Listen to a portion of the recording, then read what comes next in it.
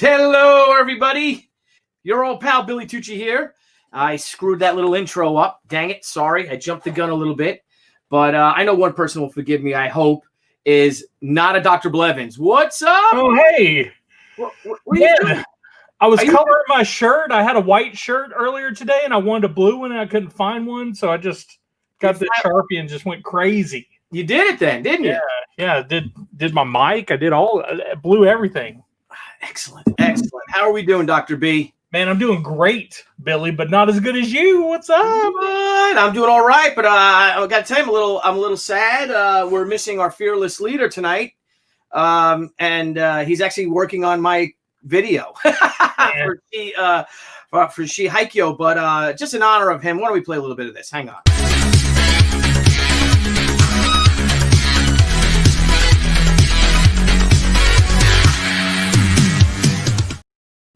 Nice Scala. Look just like him. Just like him. And then, and we can't forget this one. Nope. Dun-dun-dun-dun-dun. Oh, sorry, I had to wait again. Yeah. Anyway, how are we doing today, Dr. B? Man, I'm doing great. I signed up for this really awesome mailing list. I think everybody should go sign up for, but I'll let you tell them about that one. But man, other than that, man, when they say when one door closes, another one opens, and man, I know it's coming to an end with the She Return of the Warrior, but man, I'm ready for the next door to open. Heck yes. So me too, buddy, me too. But why don't we start bringing in our guests here? I'm very honored to have these men on. All of them are gentlemen that partook in She history. Who've written some of the best She comics. One of them is an Eisner Award nominee that he did for She Senryaku. We'll get to him, but maybe we should bring on first. Let's bring on Tex. Hola. J.C. Vaughn, who is one of the editors of She Return of the Warrior and She Haikyo, and then he'll also be moving on to writing duties for the next She comic, which we will announce shortly. Not today, though. But and might I add, mwahaha. Yes, and I got to tell you, I got another contributor today. Excellent. Story, another character. So I'll tell you all about that in the after show. But right now, I'd love to introduce one of my very best friends from 7th grade. We met. We became pals due to our love of horror films and Famous Monsters of Filmland. We actually both appeared in Famous Monsters of Filmland. We got our names in it. Steve got his name in first. I believe he got his name in maybe Famous Monsters of Filmland number 150. And I got mine in, I think, number 151. So Forey Ackerman recognizes, but he is the writer of She Return of the Warrior and also She Haikyo. And he'll also be editing our comic, the next She comic. And so, ladies and gentlemen, without further ado, Joe Hollywood, Mr. Stephen Perros. All right. Now I know how. Thank you. Now I know how all those fired members of the administration feel finding out things on the air. I didn't know I'm editing the next book. No one told me this. I did. I asked you. You said sure. Okay, I'm editing the next book. Well, I apologize. No, I'm thrilled to be here and a part of this and a part of the next book. We did it. We've had a blast, and I'm just honored that you have brought me on to this. Hello, everybody. Thrilled to be here among these fine gentlemen, Yes. as well as Dr. Blevins. Thank you. And we have one last guest, a man who needs no introduction, but we'll give him one anyway. Writer, scribe, as I said, of She Senryaku, amongst She Sideblade, tons of other books. I have all your books here. Look, I got Stoker and Wells here for Stephen Perros. And thank you. We have J.C. Vaughn. Right. Well, let's bring Gary Cohn in first, and then we'll go and I'll go through all of your records. So, ladies and gentlemen, Mr. Gary Cohn. The man, the myth, the legend. Everybody. How are you? Someday, and it may be today, but someday I'm going to have to tell you my Forey Ackerman story. Since you Well, we need to hear that. Well, sometime we'll get to that. Oh, But One of these days, guys. no, we're going to get. When's Forey's birthday, Steve? Do you know? That is an excellent question. Of which, let me see what I have here. I attended his memorial on. Here's a little Forey Ackerman card. I Yes. attended his memorial at the Egyptian Theater, and Ray Bradbury spoke. It was really, really, and everybody, Peter Jackson, so many people. If they couldn't come, they had video messages. It was really amazing. But I can't recall. It's not recently because I know enough people who would say happy birthday, Forey. So someone hopefully in this audience will look it up online and let us know when Forrest J. Ackerman's birthday is. Yeah, somebody Herrenberg is he's quick with the fingers, so I'm sure Yeah. he'll find it. But, ladies and gentlemen, so we have an incredible group of a cast here today of men, all whom I greatly admire. And Gary, the first one, we have Gary Cohn here, who is the co-creator of Amethyst and Blue Devil. Has written some of the greatest comics of all time, and including Sheep Tenryaku. He's also the If only scribe. the rest of the world thought so. Yeah, oh, come on. What do you mean? That book was great. The Tenryaku. I mean, the other greatest. Oh, I don't know. Blue Devil. Remember when we met you? Dude, And I'm like, Blue Devil, I Vampire. Your run on I Vampire was freaking awesome, and Amethyst. Yeah. There is so much untapped potential in that it's almost unreal. Come on, it's great stuff. Yes. Okay. Chew the Reaper. Is that how you say it? Chew? Is that how you Chew the pronounce it? Reaper. Yeah, that was a flash in the pan, but a very, very handsome one. Oh, yeah. That was an epic. Ladies and gentlemen, Forey Ackerman's, thank you, TJ James. Forey Ackerman's birthday is coming up on November 24th. I knew Oh my you. God. That's not our Thanksgiving. horror date, is it? Oh, wait, no, that's not Thanksgiving. Is that our Century of Horror date, Steve? No, that's well, hold on. It's a week from Monday, our Century Horror date, so that would be the 23rd is our Century of Horror. But we will celebrate and toast him for sure. We will all wear, and I almost wore it tonight because I wanted to wear something Japanese, so I have a Return of Godzilla T-shirt on, but I was wearing a Famous Monsters Godzilla T-shirt. Why did I remove it, Billy? I don't know. It was standing up on its own. Something along those lines, but I will wear it next time.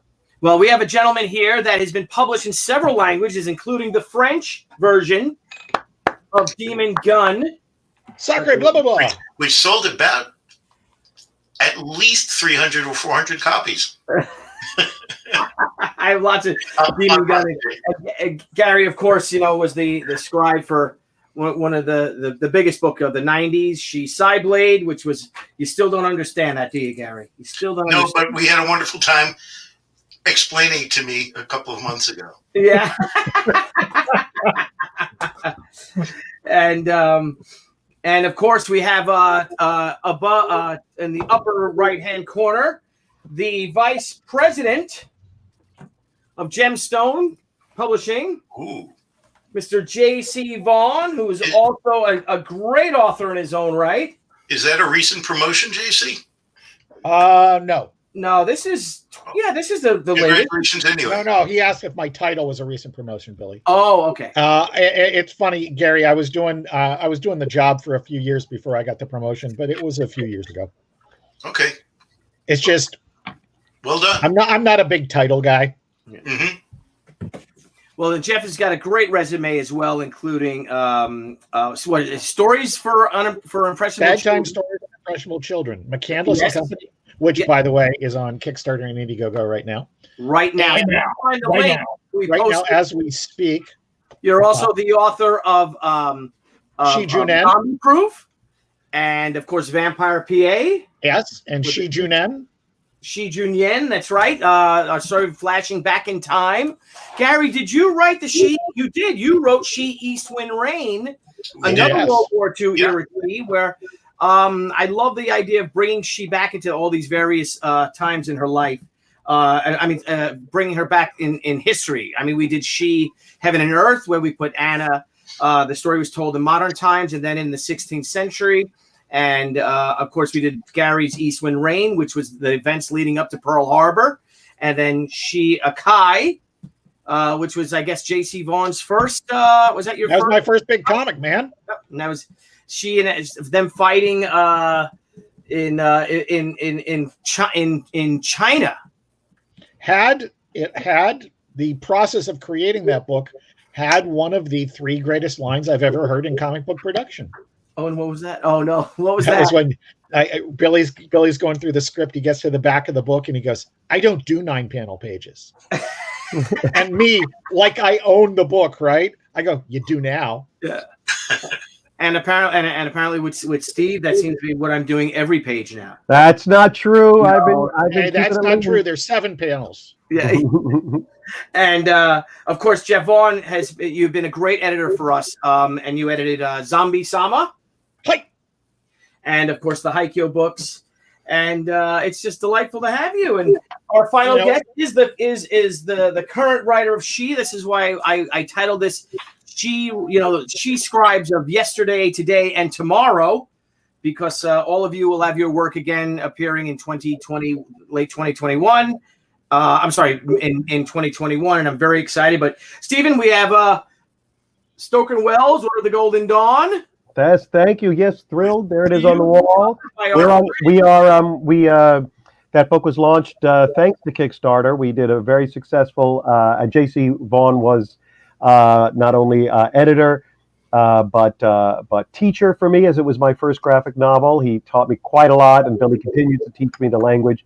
But I think the curve was pretty strong, because coming off of that to work with Billy, I was amazed how much sunk in, and especially not adapting a screenplay, which is what Stoker and Wells was, but writing something from scratch. So yes, Stoker and Wells. It came out in October. We got pretty much unanimous praise from the comics, graphic novels media, and now you can go to Indiegogo and sign up for our mailing list, because we're going to launch there, not as a fundraiser, but rather to sell the book as is, with Indiegogo exclusive perks. We're talking things no one else was able to get. Every single book that goes out will be signed. We'll have Stoker and Wells mugs, Stoker and Wells individually, bookmarks for those voracious readers of both grandmasters of science fiction and horror. So there'll be a lot of exclusive perks, a lot of things that weren't part of Kickstarter, just for Indiegogo people, which we are going to launch shortly. Billy and I are figuring that out, so that we launch it in the best way conducive to for me not screwing around with the work on Haikyuu and his campaign that's about to launch. So, so if you want to go up and sign up to find out when we will launch, please go to Indiegogo. Just search Stoker and Wells, and you will find it there, and it's also in the chat. Thank you so much, Heroinberg, for posting that. I think that I gotta say something here. Thinking about the things that you can offer with it, I think the bookmarks is a great idea, particularly very topical. But I think you ought to add in some unusual perks, like ill-timed phone calls from Dr. Blevins. Wait a minute.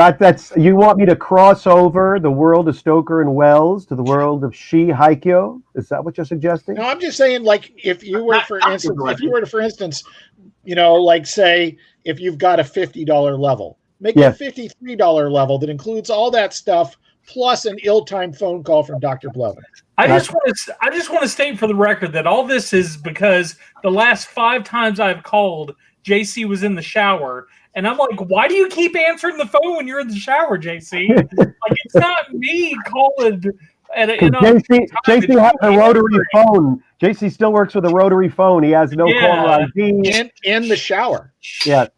He's from the generation that when the phone rings, you run. You run to the phone. You must answer it. You will run. Smiling. But what I think what's really cool is that Steve and Gary both worked with the same artist. Again, another one of our great friends from 7th grade, Barry Orkin.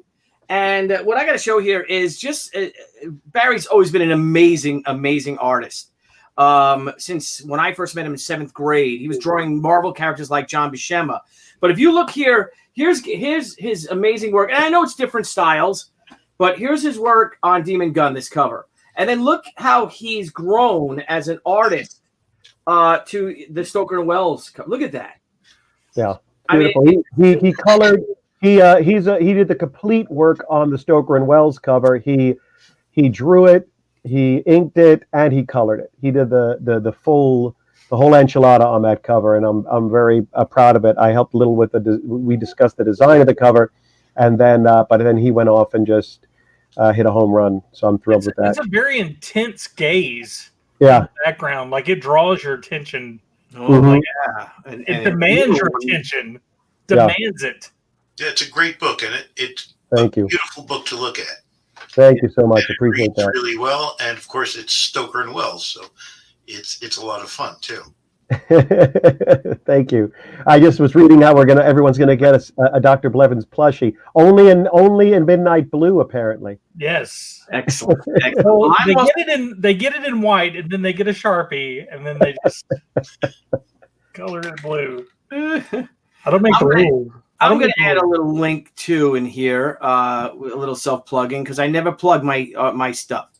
Never. Guys, right now we have Haikyō is now our sign-up page is now live, so we have a pre-launch page as well. We are launching on Thursday, 7 p.m. Eastern Standard Time, and so it's there. The link is right there. If you guys wouldn't mind going on, signing up, it's free. Get on our mailing list, and we would appreciate it. And I'll link to the page later on. But the reason why I brought you fellas here is that We've been wondering. Yeah, I know. I don't even know. I can't even understand the theme of this show. I'm sure you're all wondering why I've brought you here today. So, yeah, I just want to talk She. She's been really getting a lot of traction. I noticed because I'll do a search on it, and a lot of people are selling She comics, old issues on eBay, things like that. And it's just, all the reviews have been coming back, Steve. I don't know if you've been watching them and the YouTube videos and all, and people talking about Return of the Warrior and giving a little critique on it, and it's all incredibly positive. And everyone just cannot wait to get the next issue, to get Haikyō, the sequel to it. And where did this resurgence start? Oh. Yes, thank you, my friend. And I think that image would make a darn nice T-shirt. Did you get a T-shirt yet? I haven't. Oh, okay. We made T-shirts of them. You should have reminded me, and I would have given you one the other day. She has been very popular on the comic book pages, like the comic book marketplaces on Facebook. Where they have the live feed and they show they have like basically the comic book wall. Yeah. Almost every one of them, you see a She book on there. I couldn't agree more, Brian. You're seeing a lot. You're seeing a lot of people say that. Obviously, some of the guys that started that whole movement were big Lady Death fans, and so we've seen a lot of Lady Death there. But the flip side of that is that you have seen a lot of issues of She there. Like almost every one of these guys has at least one of those things. And I think it's a testament to Billy's initial success with the character in the 90s, but also the staying power for the demand of it. And the success of Return of the Warrior, which up to this point is, I still have like a toss-up between Senryaku and that. But let's just say it's one of the two best She comics right now. It's about to become one of the three best, because as much as right now, I can tell you in my heart that Haikyō is the best She book to date. Well, everything is coming together on this. I can't wait. I cannot wait. And I'll tell you, Steve, I've told you this multiple times, and this is not me trying to shield for Billy or anything, but man, Return of the Warrior was so good. I mean, like, it was so good. Blew away every expectation that I even thought I had, and I've explained this to other people when I've talked to them about She, and they're like, "Oh man, I'm not into reboots." I'm like, "Man, this isn't a reboot." So where's my copy of this? The legend continues, Join in on the praise. I think. Billy, do you have a copy to hold up just so people can see Return of the Warrior? Where's my copy so I can join in on all this praise? Everyone's getting. All the creators are getting their copies. We had to fulfill all of our backers. Okay. Yeah. Whoa! Well, look, I have to say, Billy Billy invited me into this world. He he started pitching, talking to me, not pitching me, but saying, "Hey, listen, here's I want to talk to you about Return of the Warrior. I'm relaunching She, and can you read the treatment? Can we talk about it?" And the talking about it went less from critique and assistance to spitballing and new ideas. And then, I don't know, we got off the phone, and then I think 10 minutes later he called me up and said, "Do you want to co-write this with me?" And you know, we've been friends, and I have to say, we have not had a sour note through the process. We've always had our eye on this third thing. It's not my ego, Billy's ego. It's this third thing, which is taking care of She and taking care of this character and this character's story. And he's been open to my suggestions, and I was always very, very cautious and self-conscious, knowing that this is Billy's character, his universe, and I'm just a visitor. But Billy's been open to my suggestions. I've gotten, you know, I more often than not defer to him unless something really clicks that I want to point out to him. And moving on, and so we've really created a story I'm proud of, and I think that, and the second one, he's you know, we spitballed the story, but he's let me write, and but with clearly his, there's no question Billy's fingerprints are all over the story as well. But I gotta say, allowed to write the sound effects. As a witness to this, I know that during Return of the Warrior, the only thing I had to concentrate on as an editor was, you know, a few instances of She continuity, but really just the tone of the original series and making sure that we did exactly what Billy and Steve wanted to do, which was make this She 15 years later, not a reboot. And I think that that's really the important thing here. Yeah, I've been really enjoying Cobra Kai for that same reason, Yes. which is this amazing thing of picking up characters years later, and they've had lives, and not all of it's been great, and not all of it's been bad. They're just people, and it's the same thing of where we are. We know where Anna and company left off in Junon. Anybody who read that is not going to find this alien, but they're going to find that a lot of stuff has happened since then. Yeah. Yeah. I mean, to pick up Return of the Warrior, you know, Anna's husband's is not only in prison, has been in prison. She's got a daughter who's a teenager, and so we know that she has lived a life, and there's a lot of baggage even to the stuff that we've missed that will slowly come out. But I know is very important, and especially as the new guy in the room. Although obviously being friends with Billy, I have followed She from the very, very beginning, even when he had no time for me when I visited him at his Comic-Con table because he was too big. True. Not true, Gary. But I will say one of the things that was just organically important to me, and Billy just always went along with it, was this book should be able to be picked up by someone who's never read She and be able to get it. And that I was able to bring the craft that I've learned from screenwriting, which is how do you slip in backstory, how do you slip in exposition as part of front story. While the story's going forward, where can we slip in a line here or there? Billy has this wonderful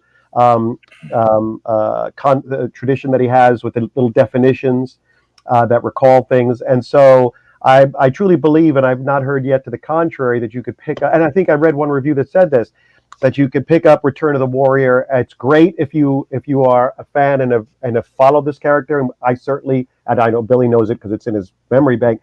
I went back to the books and tried to make sure that there were Easter eggs and things that we could put in there. But I wanted it to be able that you don't have to have seen or read the other books in order to enjoy it. And so far, it seems to work. It stands alone. Anything you need to know, we slip in. Haikyo, you know, is definitely a direct continuation of Return of the Warrior. You kind of had to have read Return of the Warrior to really enjoy Haikyo. Although there too, we tried to make it that if you just picked it up, you might be able to kind of figure out what's happening. Right. You know, Well, Billy, would you agree? Yes, absolutely.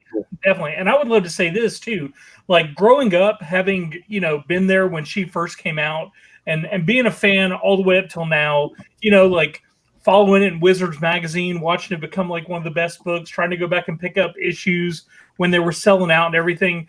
Like all that storyline was great. You know, there was the big talk about the movie, you know, a lot of attention, everything like that.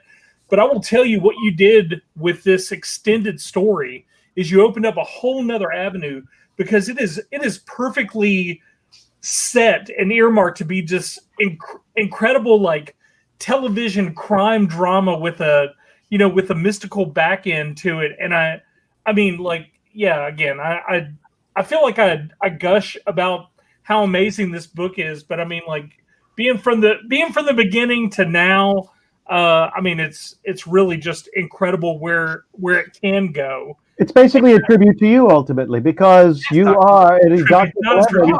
It is a book we will mount on your pedestal, on your tombstone, because without Dr. Blevins, there would be no Return of the Warrior, let alone Haikyuu. Yes, so yes. We're thrilled to have you a part of it. Now we're going to be going and Mob Seat. Actually, this is the exactly what I was going to be asking the men. What is the writing and editing process between everyone on a She book? But Gary, I'd like to go back to you, because a lot of this and Steve pulled on and I pulled on, you created a lot of the history of She with Senryaku, which I gotta have here somewhere. Oh, I'm sure I have it. I also think, Billy, along those same lines, Gary did as much or more than most of us to tone of this story. The stuff in Senryaku is, there's deeply philosophical stuff there, told concisely. Mm-hmm. Yeah. Yeah, no, it's a wonderful, wonderful book, and it was one of the ones I went to really try to pick up the tone, to try to pick up what Billy was doing. It was a lot of books to look at, and there's certainly a philosophical nature throughout. That's what's wonderful about writing a character like Arashi, and then Yoshitora as well, and Anna, and they come from three pieces of the same pie. They're not repeating each other's philosophies, but it's all linked in some way, some worldview. Even though they may think they're opposed, it's a fascinating group you guys have.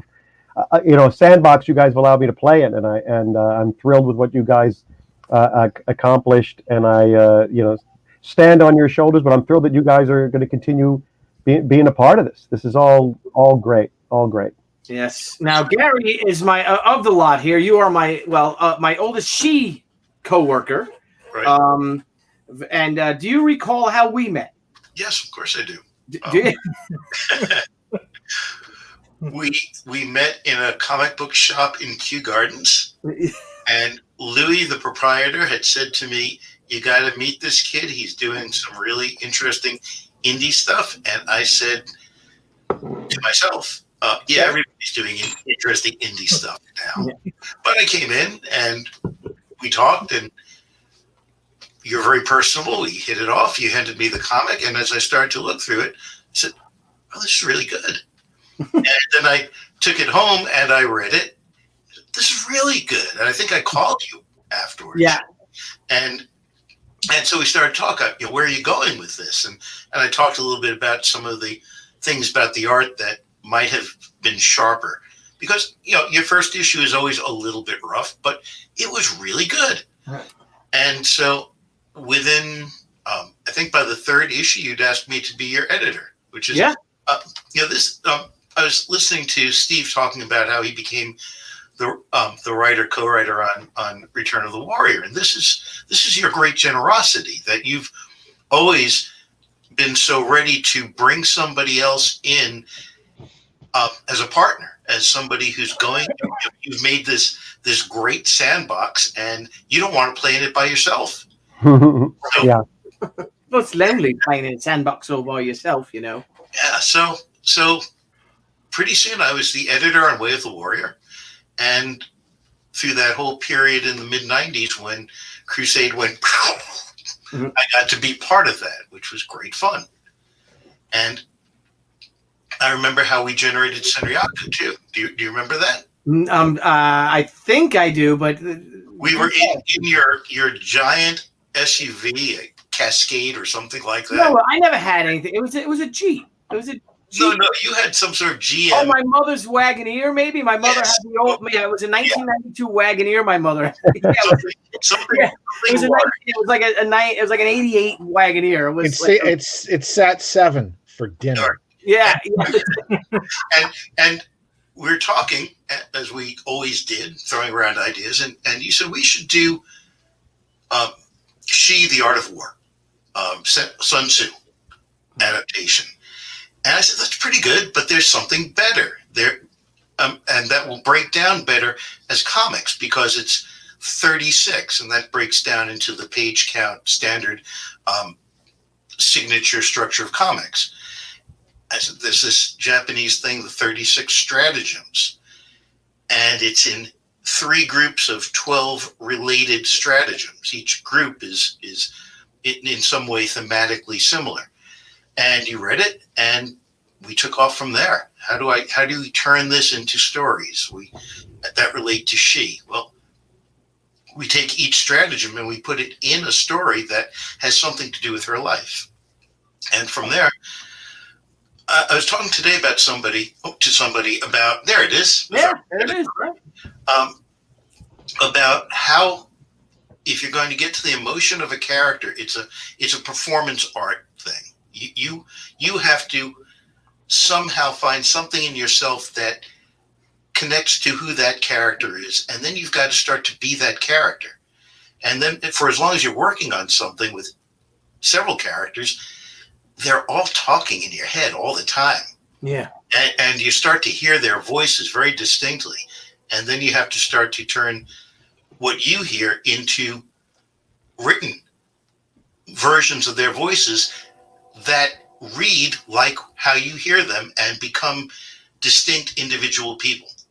And I don't know how we do that, except that we build our skill set and our toolbox as we go, and over time we get to do it more and more instinctively.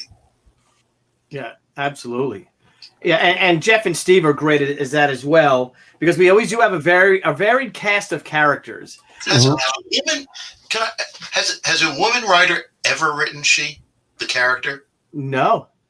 So we are all accessing our feminine side very, very strongly to do that. Mm-hmm. Yeah.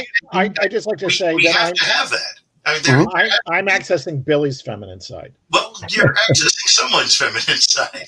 No, it's very interesting you say that, Gary, because the for example, I started to notice that even though when I first started writing screenplays, when I was at NYU and when I first graduated, they were male driven. Not that I was consciously writing things male driven.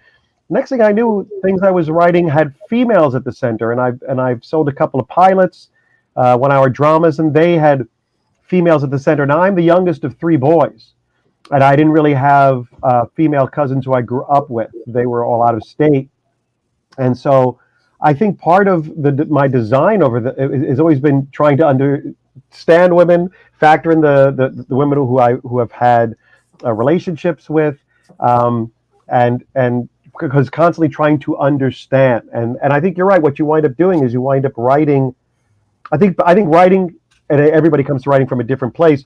But to me, there is that part that comes from play acting. You know, you're a kid in the backyard playing make believe, and one day you're this character, and then you're the good guy, and then you're the bad guy, and then you're this guy.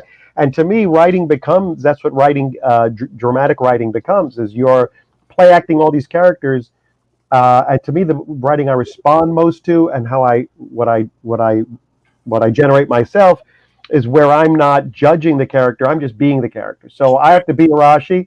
I have to be Arashi on his terms. I have to be Anna on her terms. I have to be Dr. Blevins on his terms. The moment you start to say I'm writing the bad guy now, well, then you're going to write something shallow and not as interesting. You want Dr. Blevins or Arashi or any of the characters to read the book and go, yeah, they got me. Yeah, that's me.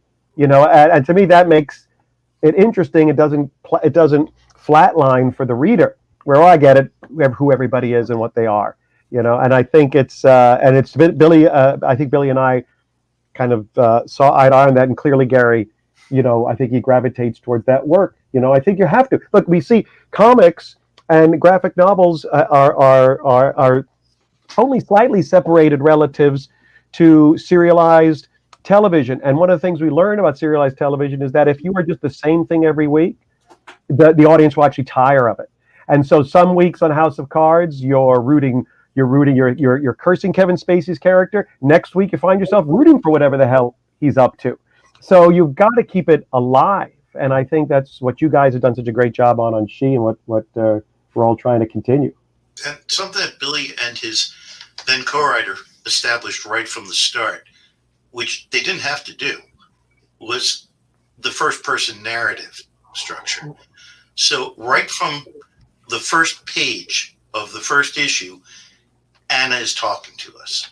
Mm-hmm. So now she's got to become somebody who we legitimately feel is Anna, and not some guy's pumped up pneumatic blow up doll super heroine. Yep, absolutely.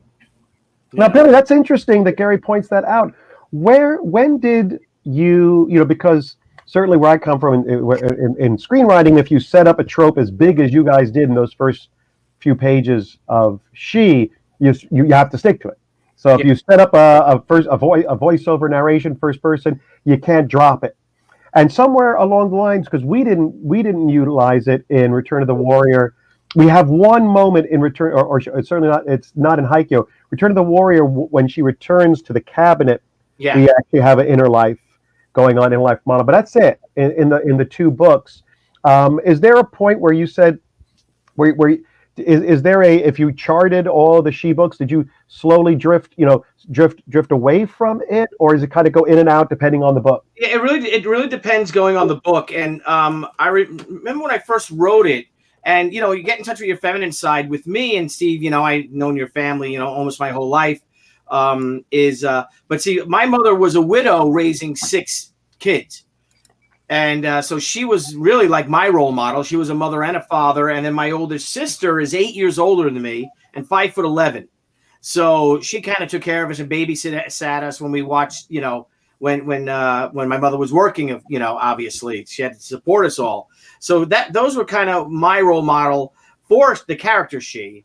And I guess, you see who I married. So I guess I kind of like tough, women. But so it was easy for me really to write that, because I was just listening to hearing my mother's voice or my my sister's voice, and I'm like, oh, I just wrote it as I didn't think of it because the character I originally started off as a male character, and I thought it would be a lot more interesting, even though I was told that girl books don't sell. That the character was far more interesting if it was a female character, and you didn't see a lot of them then. You were back then, you didn't. Well, I saw your early concept drawings, Billy, and when you had Alfred instead of Anna in that outfit, it was a little weird. I just got it wasn't that weird. Come on, Billy. Alfred Ishikawa was an odd dude. Hey, Billy, Mob Seat has a great question here about process that I'd love for us to touch on. Yeah. All right. Yeah, we'll get to that, because I just want to finish about the inner monologue, if you will. The narration was really a way for me to delve into the Japanese history and to where she came from. And then when I showed it to Peter, the first draft of the script, and same way that we met Gary, and just talking and just brainstorming and all, same thing, Steve, with you, and I'm like, wow, this guy's got a lot of talent, and would you like to script this with me? Would you like to write it with me? And he ended up writing it, and I thought it worked really well. And I don't want to say it's a cheat, but it was also different, and I think also that Peter and I didn't know any better. I hadn't really read comics in a long. Well, I started to read comics again in what is it? Probably 88. But I had stopped reading comics. I read them all through junior high. I mean, elementary school, and then into junior high. But the better I got at art, and the more I thought about pursuing a career in art, the farther I drifted away from comics, because I'm looking at Joe Kubert and John Byrne and Walter Simonson's work and George Perez, and I'm like, I could never do this. I could never do this. These guys are too good. And it actually stopped me from reading comics, believe it or not, was because it was kind of heartbreaking. Like, if I keep reading this, I'm going to want to do this, and I'll never be good enough to do this. And then I saw when the Image guys came around, and I loved, Todd McFarlane's freewheeling style, where he took a lot of liberties with anatomy and with, how he drew Spider-Man, with how flexible he was, more arachnid type of characteristics to him. Like, oh, this is fun. Okay, if people are accepting this, then they'll accept, I guess, my more fashiony style at the time. And thank goodness it worked out. I have to say, Billy, the first books are beautiful, but there's something about the way you work now, because you've exercised this muscle for so long, that I gave you a page in the morning, and it came back to me just a few hours later, and it was exactly what I wrote, and I was like, "This is," and it was great. It was like I just couldn't. think it was missing a panel though. Was it? Yeah, I don't know what it was. This was just recently. Whatever. I gotta say that as a writer who can't draw, now Steve, you can draw. I don't know. Oh, I've atrophied a little bit. I need to spend a few weeks. But you can draw. Yeah. Okay. Yeah. Gary, you draw? No. All right, me either. So to me, when you have that thing where it comes back and it looks like it did in your head, for me, this just happened, which is Overstreet at 50. And I really rode that book to be what I wanted it to be.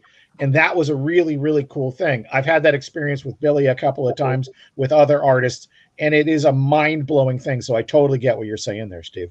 Yeah. I'm going to offer an adage that I think I've said to you before, Jeff, but it's a generalized comics adage.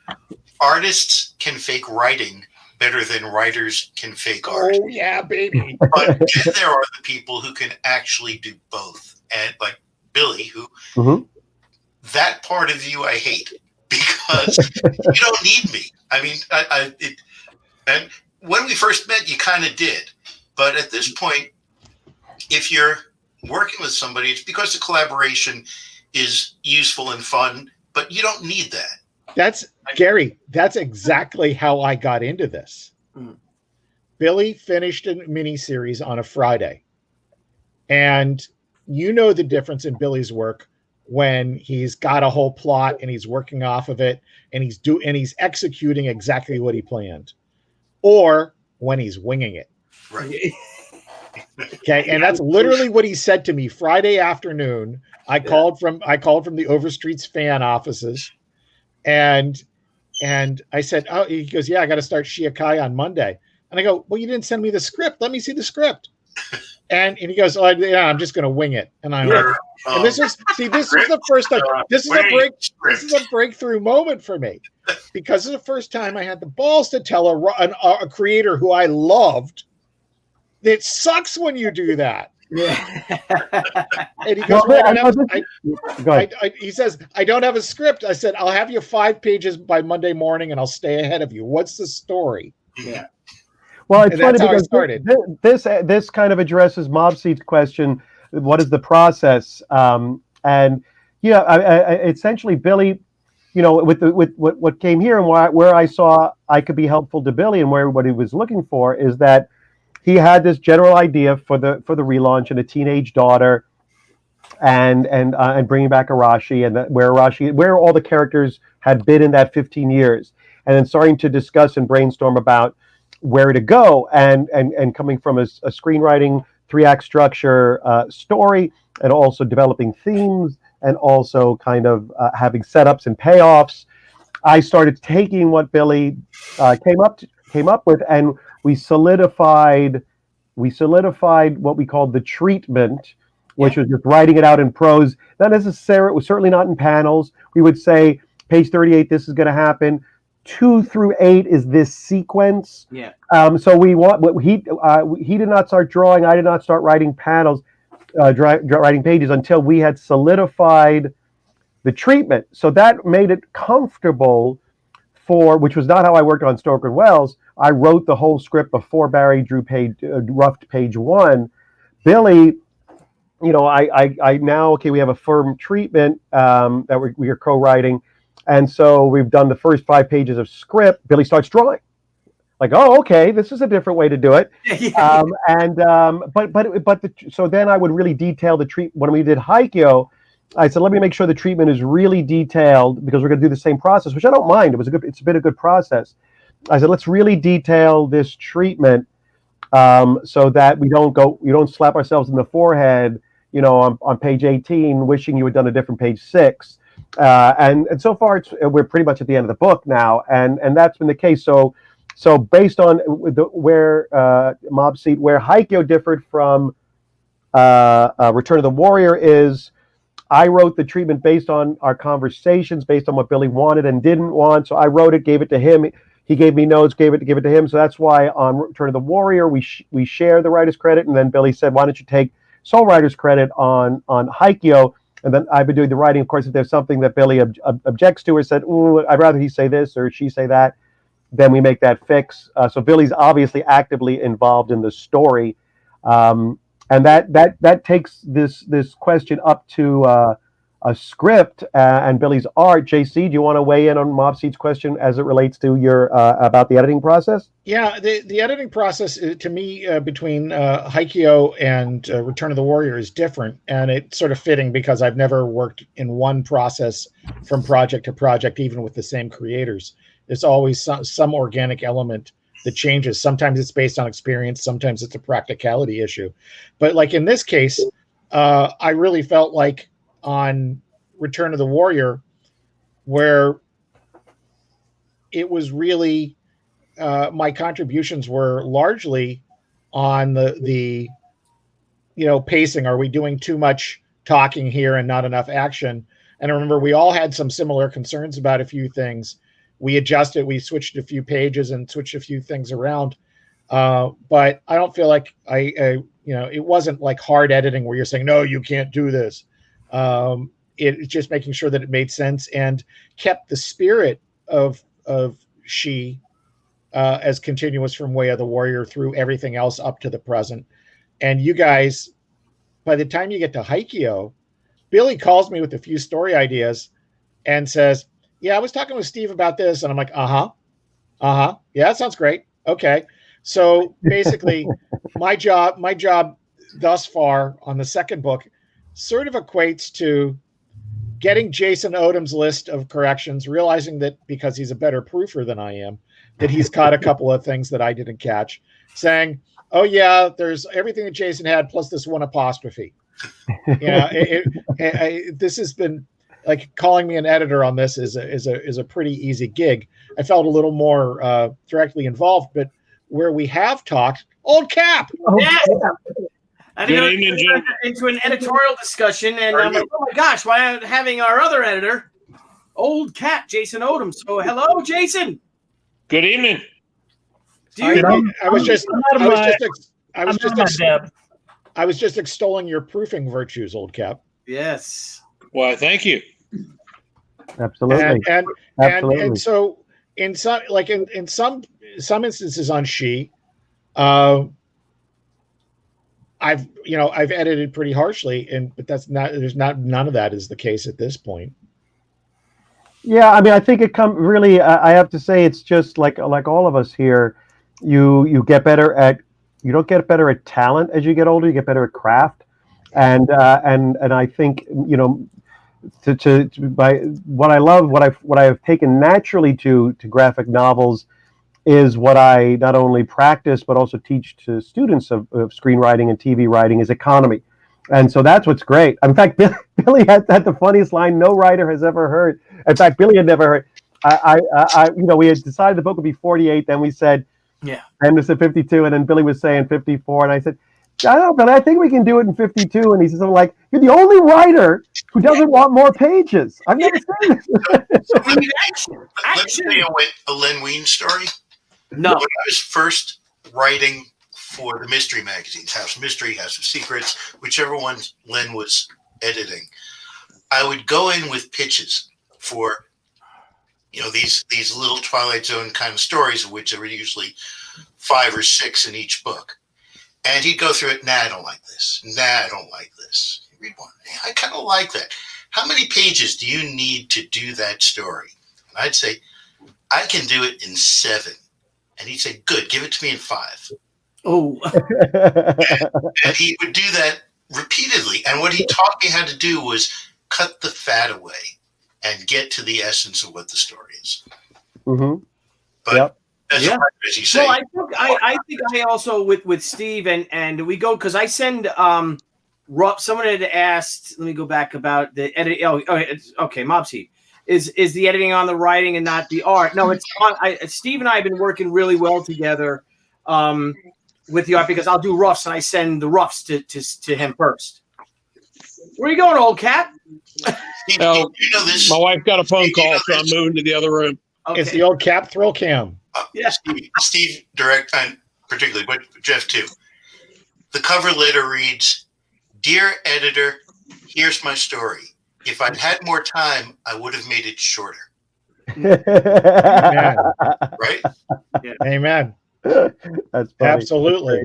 I think one of the great things that happened to me, I had separate conversations with Will Eisner and Jim Shooter, and both of them made the point to me: if you can tell a story in 7 or 8 pages, you can tell a story in 30 pages. The opposite isn't necessarily true. Yeah. Yeah. That's true. Yep. Yeah. Absolutely. No insult intended, but when I think about a Tucci book, I see a story focused on the personal level, interpersonal relationships, and not necessarily big cosmic story like Perez, Walt, and some others. Yeah, I guess that's true. You know, But I gotta say, sorry to interrupt, Billy, but I gotta say, as much as TJ's correct, that yours has always been about, there's always been big philosophical issues, but it was big philosophical issues that personal characters were exploring. That said, the fundamentals of storytelling still apply no matter whether it's a big story or a small story. Mm-hmm. I like big, I like big battle. Yeah, right. Yep. Yep. No, Billy's, you know, I think in 2 ways, Billy and I are trying to look. I mean, there's no more personal story than Lawrence of Arabia, but it's an epic. You know, it's a very personal story on a grand scale. And I think Billy's always making sure we're bringing the action to the story, and I have a certain filmmaker's sense of, oh, we can go bigger. This panel can go wider and show a bigger scope, so that the story doesn't get too many panels of talking heads. Just like we don't want too many, you know, our movies or our TV shows to be just too many panels of talking heads. So it's the personal but made big. And I think Billy does a great job from as Gary was saying, from book 1, page 1. We knew this was a personal story, and is literally bearing herself in a very literal sense to us. You know, and we know, wow, we're in uncharted territory. We're not starting impersonal. We're starting very personal. All the way down to a birthday suit. So here I'm posting here, guys, because again, I never. Yeah. So here we are. We have a few hours left. The campaign is ending. I'm going to close it at 11:59 tonight. If I'm still awake. If I fall asleep, I'm going to close it tomorrow morning when I wake up. But and the whole thing with Deb, I'm like, Deb, because right now we're so close. We're like $2,000 away from $200,000 combined. And I'm like, well, we can hit that magic number. We can hit that legendary status, they call it. And she's like, she's just done. She's downstairs right now with my niece Emily. Still, she's been working since 9 o'clock this morning, and we just had a break. We had some Japanese food for dinner, and she's like, but she just wants it over. She just wants it over, and we'll close it out. And then, but for anyone who wants it, this is your last chance. Where you know, look at 63 people bought Debbie a drink. That was a fun show of her drinking. We have these perks, and after this is over, they're all gone. So this is your last chance to get these. And if you guys don't mind sharing it, you know, that'd be great. Absolutely. It'd be great to end. There's a ton of great stuff in this campaign. There's a ton of great extras. I mean, and you know, the great thing about this is, even if you're just getting 1 copy of the book, you cannot go wrong. This thing, I've been a fan since issue 1. I've been involved for years, and I'm telling you that right now, this is the best She book you can get, and it's going to be the second best one really soon. Yeah. And I think that if people are paying attention, you should break that 200,000. Yeah, well, if not, it's pretty incredible. It's been a great year, because the campaign really is saying literally that we're all saying it's a year. But this is interesting, huh, Steve? With this armor, you know? Yeah, absolutely. Why is Anna wearing this armor on this cover? Is that a spoiler? I guess No, you've had this cover. You drew this cover way before we had a discussion of putting her in this clothing in the book. So will she be fighting in classic samurai armor? I don't know, Billy. You'll have to buy the book to find out. I'm guessing. Let's just put that away. Let's just get this out of here. Let's just get that out of here. In our stretch goal packs. For those of you out there, if anybody ordered after August, you won't be guaranteed you will get the majority of these. You will get pretty much all these things in your stretch goal pack, but some things may vary. Maybe I've got to say, since I actually had a chance to help pack some of that stuff, that mini print there on the bottom right, yeah, it is so cool, and the paper it's on is really keen. Yes, everyone's getting that thing. Everyone's getting, but I think we ran out of the patches, the cheap patches up here, and these Spidey books. I think we ran out of them, but we've got 2 other really cool things to replace it with. But that's again for all the late orders, really the October orders and November orders, because we've been getting a lot lately. So yeah, that's that. So, and then if I may, I'd like to share another page. Let me stop share. Let me share screen again. So, and then if I may, I'd like to share another page. Who's got something on? It's an echo. It's somebody's got the YouTube. Who's got the YouTube on? No, we're all good. Okay, so here we go, and it's Shihikyo comic book. I should say Shihikyo the comic book, right? With an exclamation. We have a really yes. The Shihikyo comic book looks. Yeah, you can fix that. It's like China is asshole. But we got some really cool things. So here's our sign up page, and I will go in and fix this. But you guys can add your email address, please. Get on our mailing list, and we're trying to work up an early bird special for everyone who does sign up. But we've now, Billy, are you sure? Look, stay there for a moment. Must now save her daughter who's been kidnapped. Why don't you just put a period there? Where's that? Oh, I put it together. I was so nervous about. Why don't you get rid of those 5 words? Because some people will not have read Return of the Warrior. Where it says, after the terrifying events of She Return of the Warrior, Anna Ishikawa must now save her daughter who's been kidnapped. All by the murderous Dr. Blevins? Who's been kidnapped by. Believe it or not, there are some people who have not read Return of the Warrior.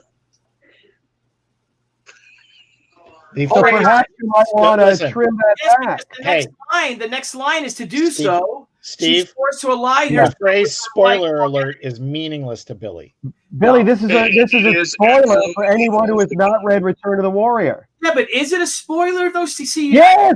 Doing. What are you talking about? Is it a spoiler? This is the definition of a spoiler. I see what you're doing here, Steve, because it says to do so, she's forced to ally herself with her lifelong enemy, the manipulative Masahiro Arashi, Gary Cohn. That you can keep. You can keep that. That's fine. But is it all a trap laid by the Yakuza Oyoban? So, Steve, I see what you're doing here. Everyone sees what you're doing here. I think they're too smart for that, but I will remove that. Show of hands. Who thinks Billy should remove that? All right, you got it. The red herring, if you will. But I think it's fun. Of course, we got a hardcover edition. We've got a glow-in-the-dark cover we're going to be doing. And, of course, our very, very first, here's a little sneak peek at our very, very first cosplay cover featuring the amazing Joni Brosis. And as she makes a beautiful Anna Ishikawa. I got to tell you something. I'm really disappointed. You told me it was a glow-in-the-dark cover. Oh, I'm going to leave that one alone. Yeah, will your printer do that? It's actually, yes, they use an isoconstricting photoreactive tripolymer. Oh, there you go. Perfect. So if you guys could sign up for that page, I'll love you forever. Thank you so much. I thought you already loved me forever. Of course, I do. That was a long time. Now, old Cap, how do you feel? I mean, you've been really doing. You are. I guess we can admit you're just you're a lot brighter than the rest of us. Do you find it easy with Steve's crazy words, or are you going through it like a red pen, like Gary Cohn did the first time I gave him She the Way of the Warrior? No, I'm enjoying not only reading the stories, but getting into the technical issues. I've learned a lot from our good old buddy JC there, and it's a part of just bringing the best story to light. And between Billy's character and Steve's writing, it's a joy to be a part of the editing team. Thanks, Jason. No, you've done a terrific job, and the way for those who are listening who ask how does the process go, but rather than our letterer getting a bunch of different memos, I suggested, why doesn't everyone just send it all to me, including Billy? I'll process it, create one singular memo, and get it to Mindy. And I always wonder, I'm like, Jason's going to look at this and go, okay, he took that one. He didn't take that one. Oh, he took that one. Okay, good. No, he didn't take that one. All the corrections I took, obviously. But I'm like, oh, that's a better way. I'm like, oh, great, because that's a much better way of saying that line. So yes, your and Jeff's edits have been invaluable to this process. And Steve, it was such a beautifully simple idea, because we were all sending Mindy our notes. She said, you can't do this. She said, working with us is like herding cats. I think that's unfair to herding cats. Yeah. So Steve came up with the idea, just like, listen, let's send it all. It went back to Steve, and Steve put it all together, and then Steve sent it to her. But Steve is absolutely correct, because I look back at the notes that I made, and I look at which ones he did and which ones he did not accept. And, if it's one that I feel really strongly about, I'll bring it up again in the next version. Okay. Do you have earbuds? Do you have like your little earbuds for your phone? I wish I did. I'm here at home, and all of that stuff's at the office. Oh, okay. I'm going to step away from it. This cat must be fed. For those who wonder, for those who wonder the editing process, the editors not only give you corrections, but often suggestions of an alternate line, because maybe it bumped them in the read, and so they're giving you an alternate way of doing it, or just bringing something to your attention. So if that just gets sent to a letterer who just sees that memo as instructions, they don't know that that's something that Billy and I want to consider and decide upon, rather than it's an order for her to execute. And so I said, well, why don't you send it all? Everyone send their stuff to me.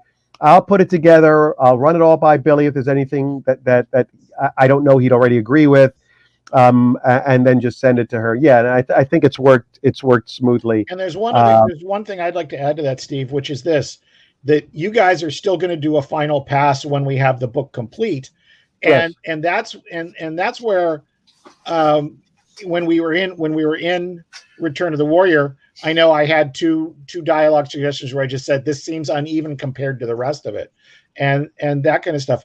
But I'd just like to say something that I've encountered that we collectively haven't yet in either of the She projects is don't mess up anything about a car when Jason is editing. What? He literally made me change a car in my novel, and he caught that the artist had used the wrong gear shift in a Corvette in a story we just did for Bedtime Stories for Impressionable Children, and I literally had to have the pages redrawn. Oh, I agree. I had to do that when Maria Laura drew, a guy, Gary, flying a P-47, World War II fighter, and he's got a wheel. Oh. And I'm like, wait a minute. Oh, there's no wheel. It's a stick. I sent you all the reference. And then she had, and God love her. The book's coming out amazing. But she had the tail gunner in a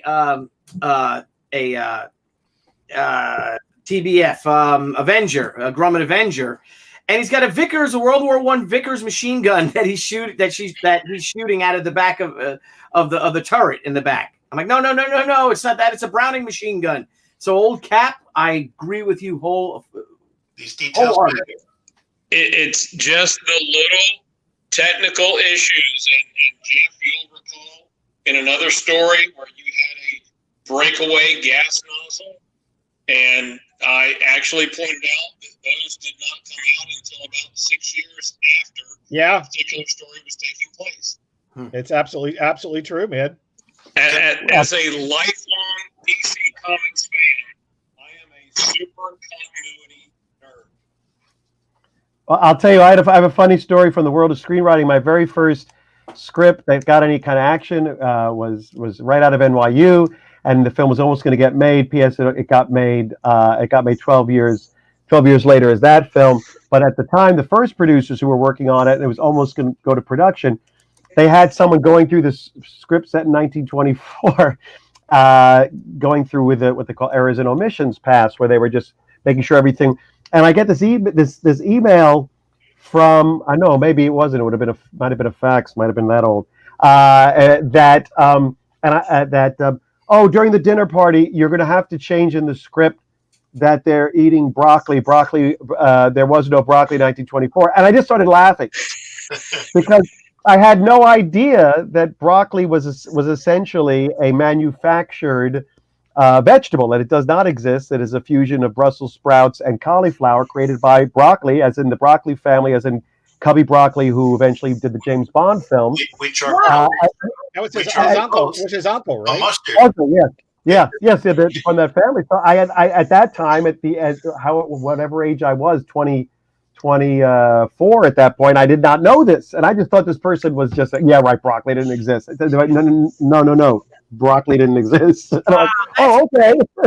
In fact, neither Brussels sprouts nor cauliflower are natural vegetables either. They're all derived from a mustard plant. They're like five common vegetables, and those three are among them that are from this mustard plant. I believe the Gouldens family holds the patent for cauliflower, Brussels sprouts, and broccoli, apparently. And it only takes one or two readers to see that error and throw a wrench in the entire works. My favorite error like that.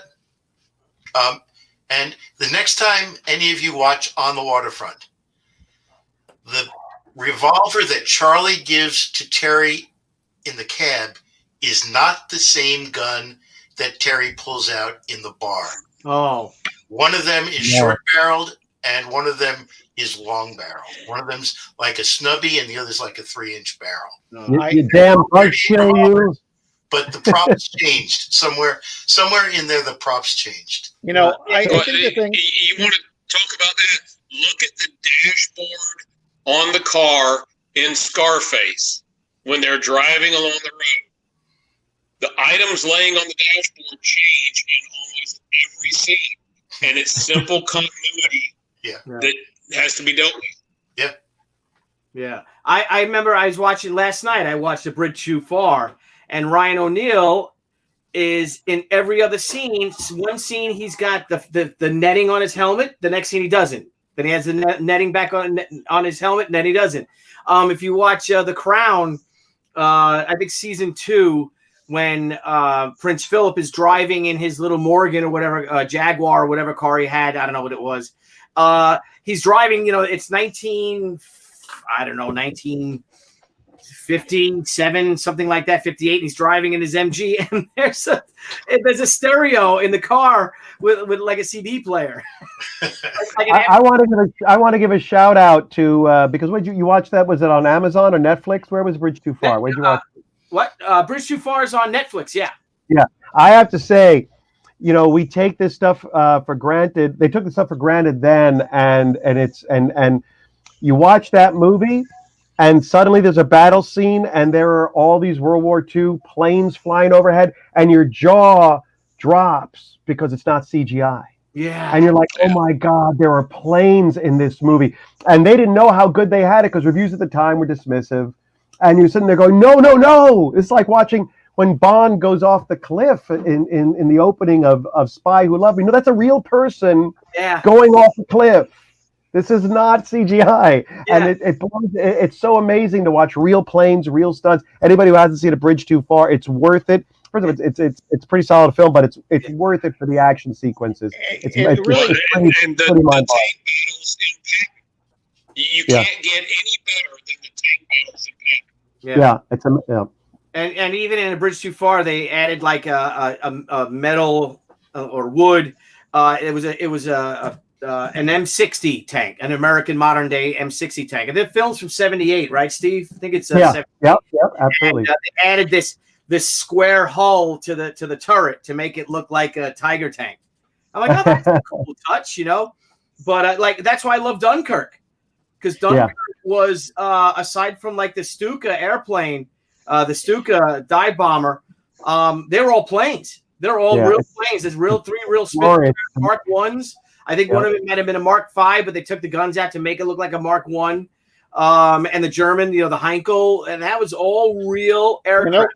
You know what I liked the most about Dunkirk, in all seriousness, was that old axiom that's almost always true, that nobody talks in a positive way about the sound in movies. It's like almost like a no-win scenario. You get it, and nobody says, "Hey, that was great sound." Walking out of that movie, a bunch of people said, "Hey, that was great sound."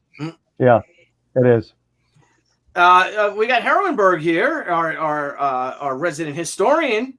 Probably resulted from breeding of cultivated brassica crops in northern Mediterranean, starting around about the 6th century BC. That's a cockeyed lie, sir. Just because it was on the internet doesn't mean it's true. I think so. I think Steve is right on this one. Yeah.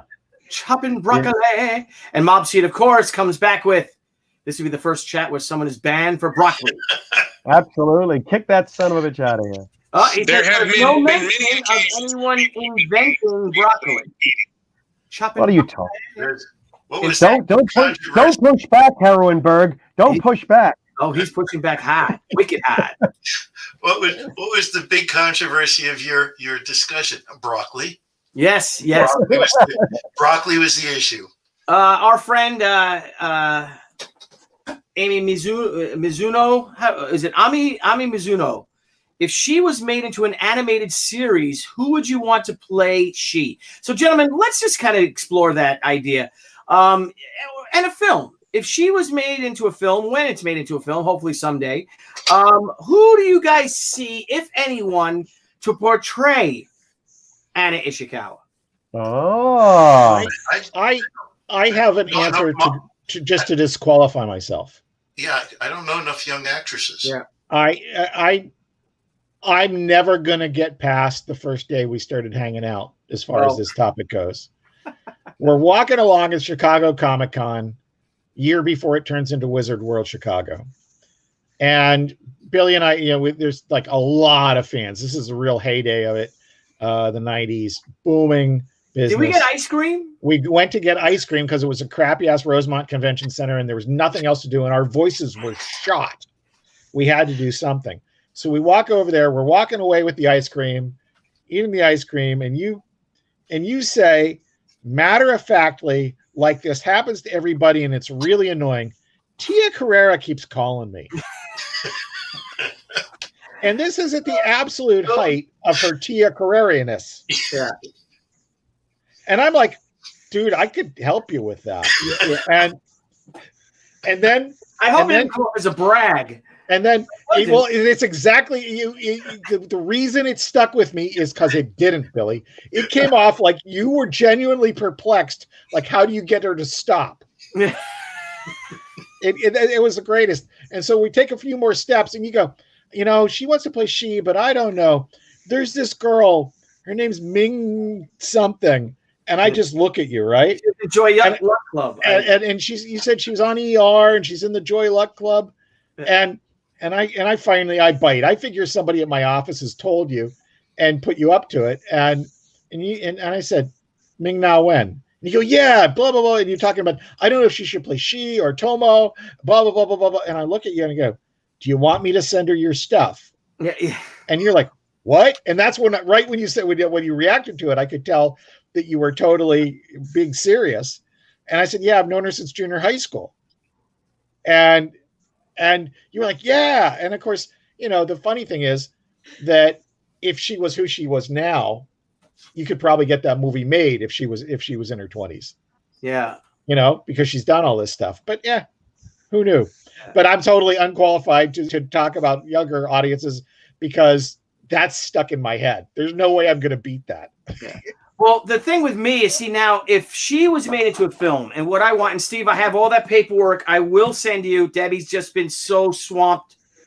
We look like hoarders in our house now until we build a little office in the garage over there. My Kickstarter and Indiegogo has literally thrown up all over my house. So once Debbie's done, and I actually can write your address down on a Post-it and put it on the paperwork that I promise to send you, I will do so. It'll go out this week. All right, you daffy bastard. Anyway, so I would like the idea, if she was made into a film, to actually be our film. To the Return of the Warrior Haikyo story arc. I would love, and she, I think, could even be Haikyo, the daughter. So she could be not Anna Ishikawa, but Hotaru Ishikawa. And it's a story of a 15-year-old kid. And it's her story. And her mother is someone who belonged to the secret society of warriors that have partook in the shadow war since the 15th century, that is now deeply rooted in politics and the arts and entertainment and business. And I think that would be really cool. And there's two actresses aside from Ming who would be amazing, but to play Anna, who would be the mother figure. And let me just drop that so we could see old Cap. I apologize, editor. Is to it's Maggie Q. You guys familiar with her? To be the mother, or even Kelly Hu. Where's your visual aid, Billy? Where's your visual aid, Billy? You don't have any photos to pop up on the screen? I do. Let's do that. So, you know what? I'm no Maggie Q couldn't act her way out of a paper bag. Is that true? Really? What has she been in, JC? JC, what has she been in? She was designated survivor, and she was like an FBI agent, and literally they have not invented the unit of measurement to describe how bad it was. Which is why I said I could see Kelly. Yeah, this is Maggie. So, I mean, she's you noticed I'm not saying anything about her looks. Not at all. Oh, I just think she has a great stature and all. But, I don't know, just she's got the look. Yeah, that's great. So does a canned ham. And then, of course, the amazing, let me get her. That's Jean-Claude canned ham to you. Who wants to play she? Steve, that was great, man. So Kelly Who wants to play. That's great. Kelly. I mean, look at her. And this is her now. Oh, there you go. Pittsburgh Post-Gazette. Old Bean. Oh. There we go. Now, this would be for Anna, obviously, not Hotaru, who's a teenager. No, this would be for Anna. Hotaru, we'd have to find some young Disney kid or something. Right. Some unknown. Couldn't we just do like the young kid, like CGI instead? Is anyone concerned that Dr. Blevins has disappeared? It should be Nile coming on. No. What happened to it? Was it Dr. Blevins a part of the show? I like that. I like the uncertainty in your voice there, Steve. Like, wasn't he on the show? I remember he was here. I think. Dr. Blevins is a very busy man. There is another window. He's now councilman. Councilman Dr. Blevins. Yes. J.C. Vaughn. What is this here? Oh, by the way, I will concede that on my own little tangential research, 30 years after the first time I got this memo, Heroinberg, it looks like I'm talking about broccolini or baby broccoli as opposed to broccoli. But baby broccoli is a hybrid, a fusion, because I know it's important to everybody who is watching the show right now. It's some like level of détente now. Yeah. Broccoli détente. Vegetables are important. Oh, absolutely. This is true. Eat your vegetables. You don't get to turn 90 like Gary Cohn and look as young as he does without eating broccoli. That's right. And vegetables. And lots of it. It keeps me regular. It's real good for me. Yeah. That's right. I'm gonna refresh this because when we first came on, we were at 127,525. What if it's less? Oh my God, that'd be awful, wouldn't it? Oh, who It's cares? happened to me several times. Yeah, this Has last it year. really? Yes. Let's see. I'm refreshing it. Not same thing. Okay, so we went up $163. Hey, listen, don't sneeze at $163. No, I'm not. No, believe Back it. in 1933, that was the yearly salary. Yeah, that's true. So be Anyway, happy. yeah. So all right. So what's in the pipe, Gary? What's going on with you with school now? With the whole, professor, with the whole COVID thing? What are we doing, Gary Cohn? I backed off from teaching this semester. You have. I did. And I'm writing the book I sent you of the 4 stories. Yeah. Needs to be 7 stories. And I don't know why. I'm certainly not something I'm doing commercially.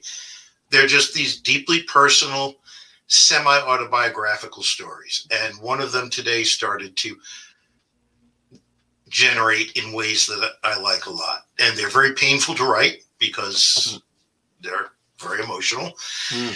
And I feel like I need to do that. So I'm just being a writer for myself, and I'll see what happens with the product when it's done.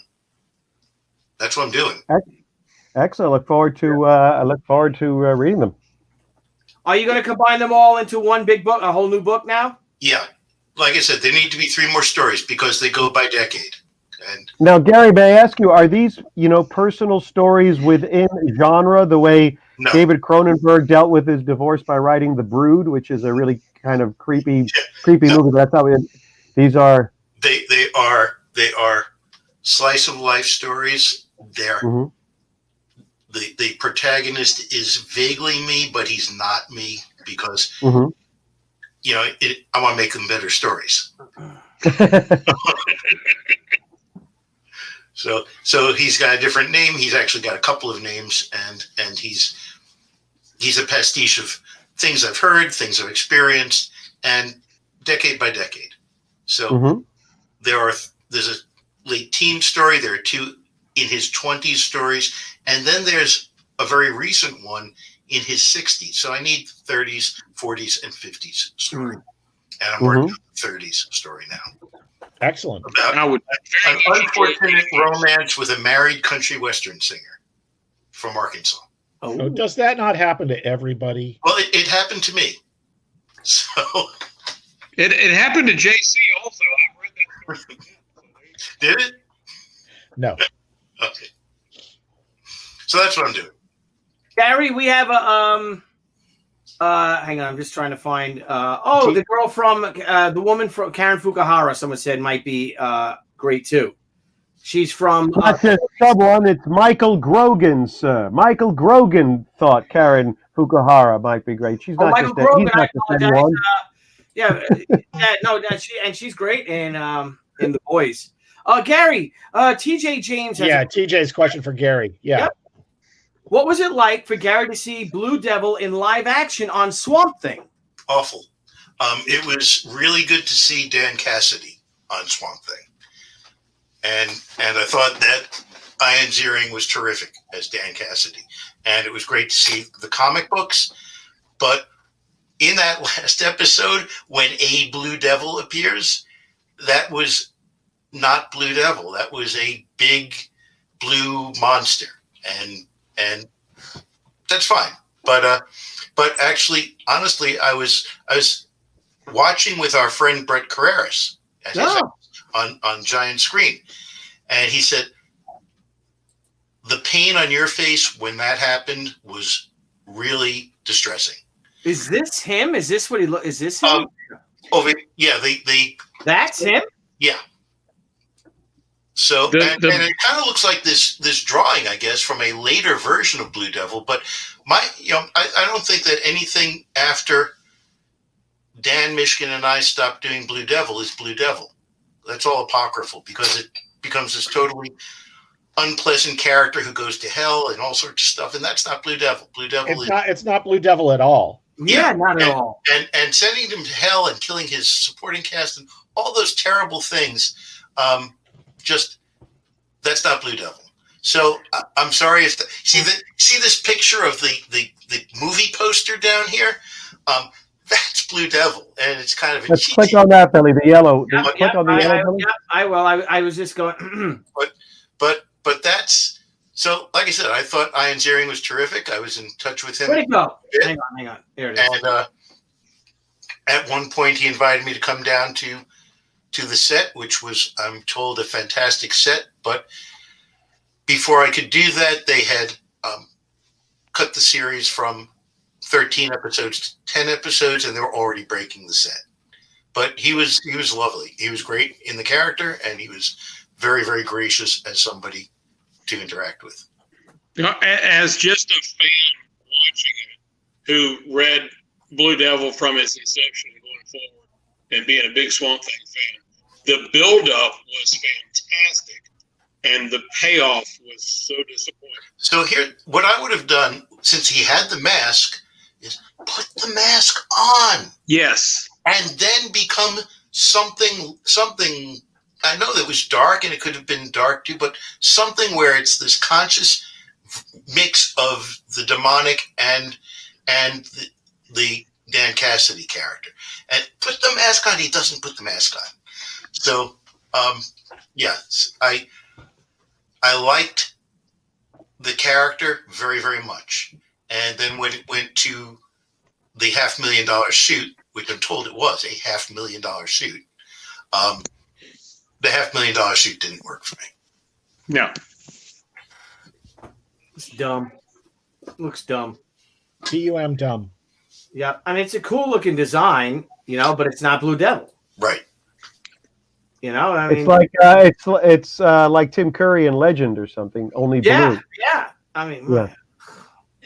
Well, Gary, we apologize for that. Well, that's okay. It was a good question. And on behalf of Hollywood, Gary, which is where I'm sitting, we apologize.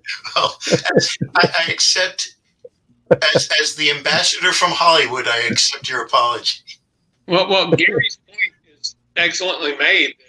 Had he put on the mask like Jim Carrey did in The Mask, and the mask taken on the features of Jim Carrey, or in this case, Ian Ziering as Blue Devil, it would have worked perfectly. But they had the ability to do it. They just didn't do it.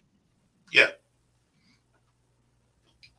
And nobody asked me, which has been the case with Blue Devil for 30 years. Nobody asks me. Well, thanks a lot, TJ. Real bummer, TJ. You really brought us down, man. So let's bring it on back to She, Billy. Take it away. Oh, I thought we were going to go back to broccoli. Yes, chopping broccoli. Let's bring it back to She, because I'm going to share the screen, and we're going to close out soon on this. I just want to go to She, Return of the Warrior. Let me know that we have a little over an hour left, and this campaign is ending. I want to thank each and everyone who actually supported us, and all you guys for your contributions to the project. Gary, for laying what wonderful foundation with the 36 stratagems of the Chinese art of war with Senryaku, and shit, we should have won the Eisner that year for that book. But what are you going to do? I mean, when you have a book with, let's face it, you were still an up and coming indie creator when this happened. Yeah. And you walk in with a book with a Frank Frazetta cover. Yeah. Holy crow, how did you pull this off? And you open it up and you look at the artists who contributed to this thing. It's a little, and they were really well suited for each of the stratagems. Yeah. Well, we took off. You guys did a brilliant job with this. Yeah, absolutely. We took off like a rocket ship. I mean, we really did. I mean, I love the overnight success. I'm like, it's overnight success that was 10 years in the making. Yep. But once we had that door open, we just blew it open. And you got to think that She, Way of the Warrior came out the last. I think it shipped on the 23rd or 24th of March. So it shipped on the last week in March. And She, Senryaku #1 debuted in July of '95, 1 year, a little over a year later. So we were able to get all those Return of the Way of the Warrior books out, trade paperbacks, and then we did Gary's epic Senryaku with all the top artists in comics, working with one of the greatest comic writers of all time, and it was wonderful. What an experience! What an experience! It was an amazing ride. Yeah, really was. But you get burnt out doing the same thing, and of course there was the grand collapse of the industry, and it was a lot of work because what happens is I became more of a publisher than a cartoonist. And you spend 95% of your day promoting or work, or not fighting, or trying to get the best printing price and working on this and working on everything but creating. It really grinds you down. Yep. It does. I thought you were eating clams. Yeah, I was eating clams. Sure. Clams. They're clams at that Cat Tree Pier, waiting for Steve Perros to come back from California. He never did. So pining away. And also Mama Tici's chicken cutlets. Yes. Even today, I would be thrilled to have a big plate of those in front of me. Well, she wanted to come up for Thanksgiving, but obviously she couldn't, with all this stuff going on. But Gary, if you come back up to New York, I think she's going to come up in the winter time. We'll see how everything plays out. Yeah, come over for dinner and I'll make her. She'll make 50 of them she'll make 5 pounds of chicken. So I've got a question, Gary. Are the short stories you just mentioned, is that what you're working on at the moment, or is there other stuff too?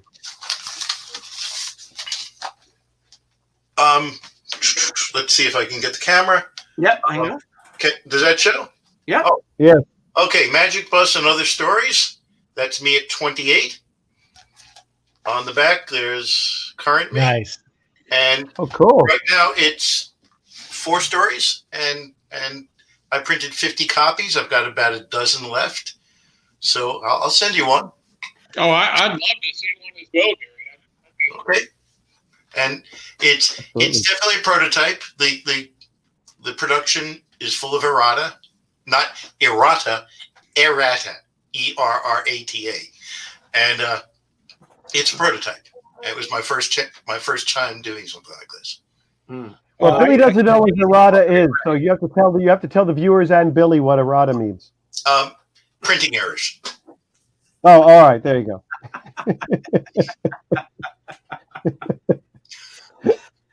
So for those that don't understand, I do that to Niall all the time, like Niall. Can you please explain that? What time did she go live? We have a question here. Nicholas, good to see you. She goes live at 7 p.m. Eastern Standard Time if all goes according to plan.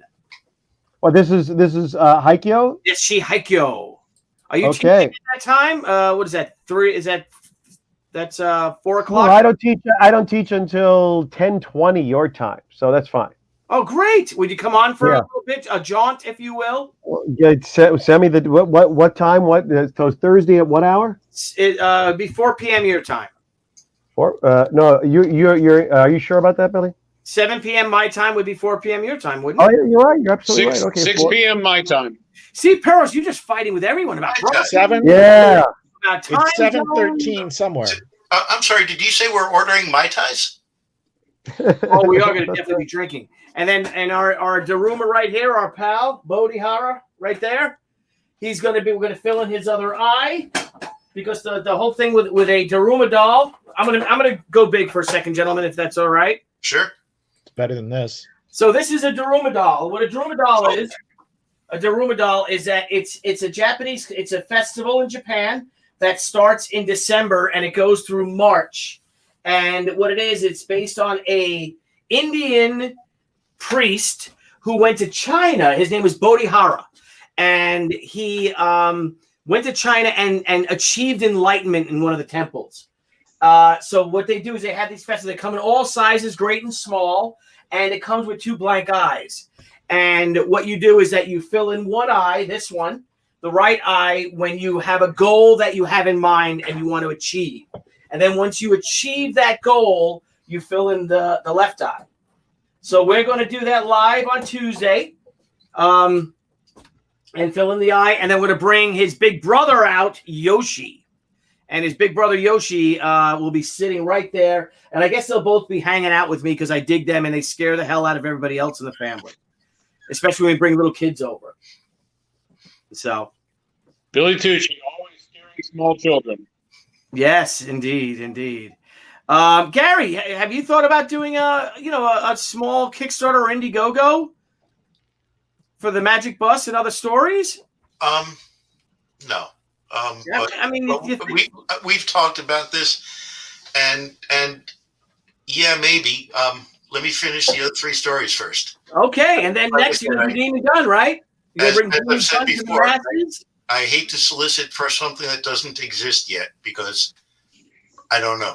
But we talked about Demon Gun the last time, and there's a pandemic that's slowing everything down and bogging us down from many things, but it's something I haven't forgotten.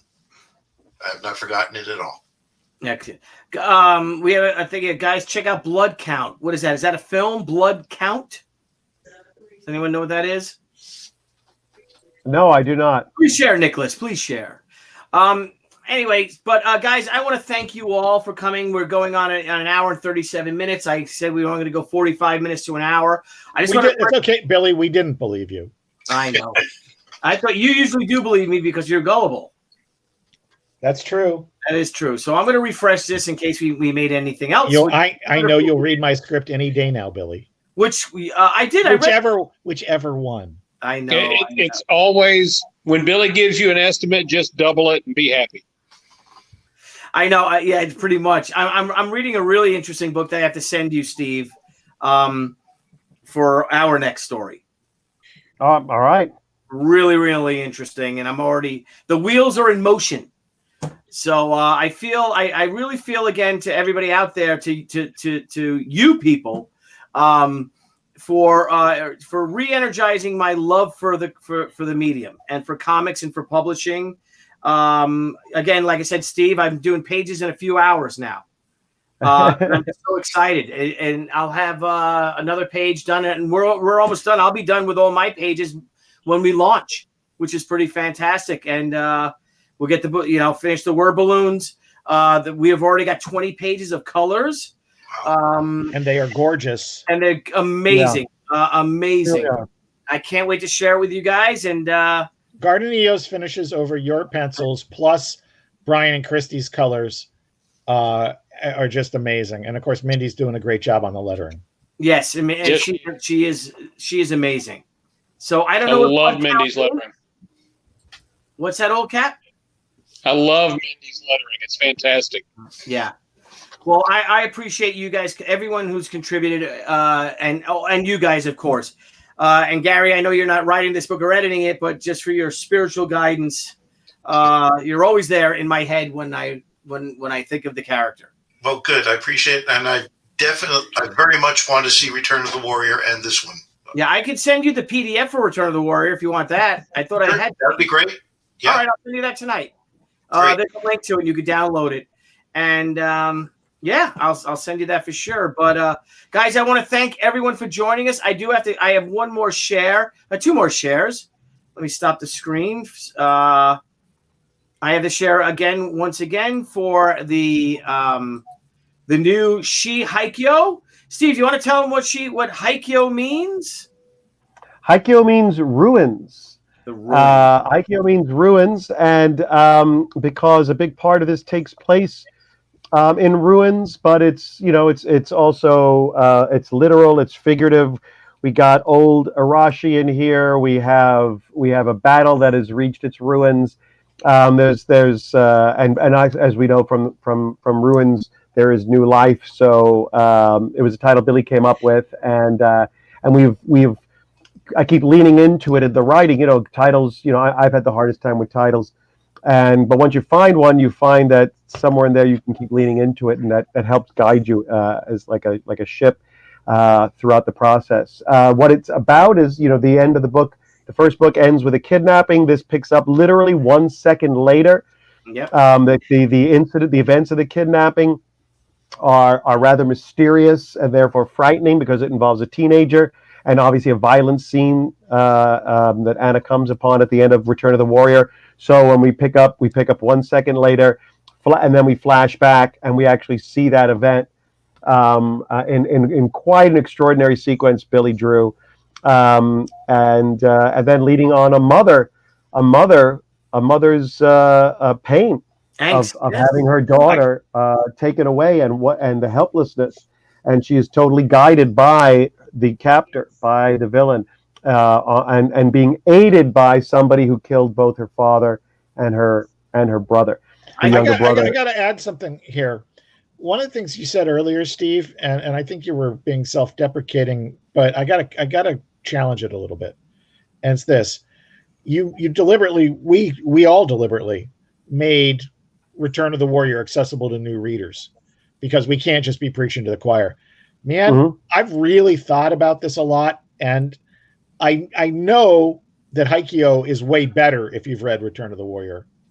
But I think it's accessible, man. I really do. I do too. Yeah, I do too. I mean, yes, it doesn't take much to figure it out.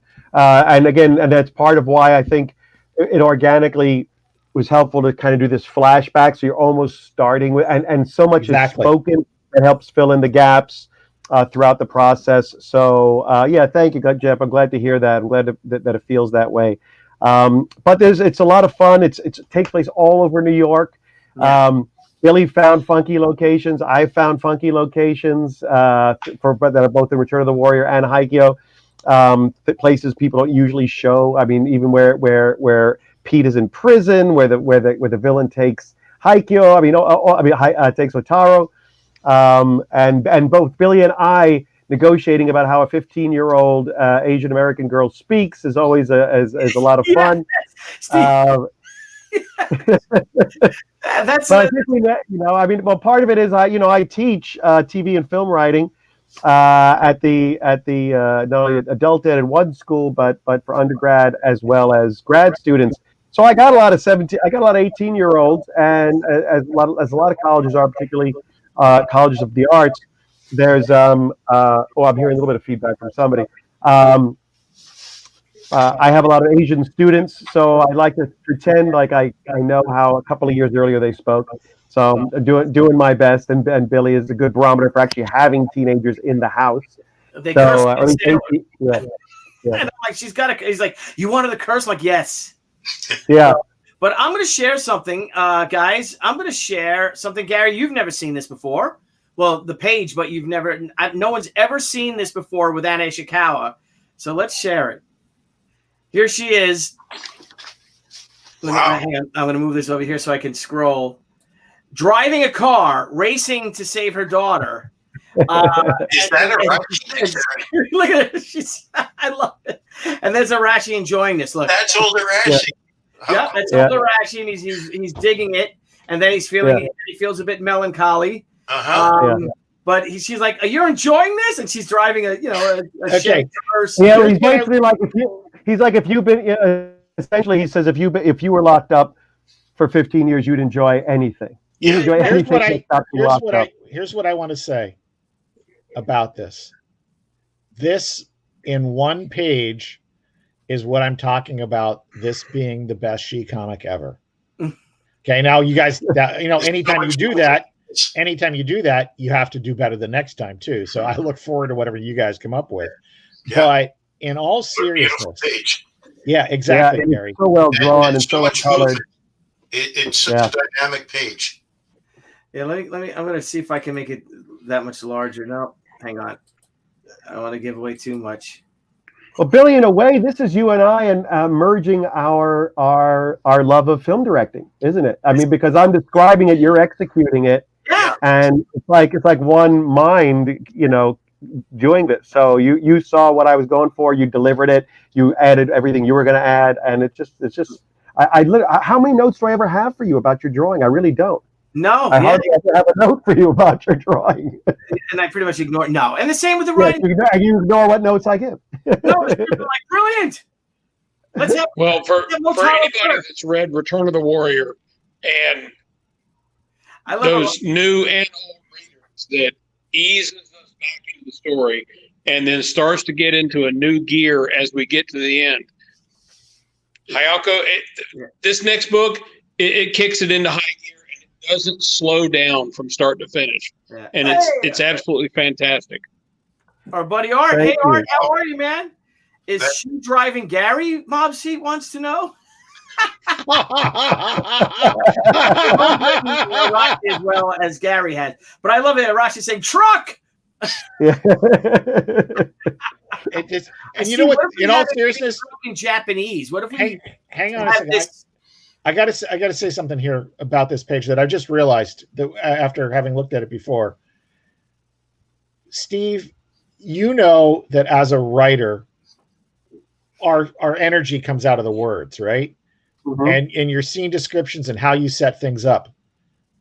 But man, look at it. This page doesn't even need words. No. Yeah. It does. Breathtaking. Oh, no, Breathtaking. No, Billy. I'm not saying they don't add to it. I'm saying it does. I'm absolutely certain they will, because Steve's dialogue is like that. I know firsthand it's very, very difficult to cut Steve's dialogue.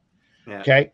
But what I'm saying is that it's only going to add to this page, but it's not necessary. No, it's like, and it's interesting. There's an old adage, and sometimes old adages are just that. There's you can poke holes in them, which is, filmmaking, for example, they say is you should be able to turn the sound down and still understand the movie. And I'm like, that's all well and good, but let's talk about the movie Network. I don't really think you could turn the sound down and understand. It's a movie that's about the faces and the words they are saying. But here, you're absolutely right. You get what's happening here. And Billy keyed in and gave full visual life to what the words were saying, to the point that you look at this and you see the story of this page without knowing the literal words that are coming out of everybody's mouth. So I think Billy, that's why I say where Billy's craft, his craft is just, if this isn't your peak, Billy, and you're actually you're gonna get even better, I'm in awe of what's coming next. And I'm not just saying this as a friend. I'm only 33 years old, so absolutely. But this is, I agree with everybody. This is a beautiful page. This is absolutely beautiful. It's a fun page. I just love her driving. We've never had her driving ever before. And her expression. Shouldn't Arashi be saying truck in Japanese? We'll have to find out how to say it.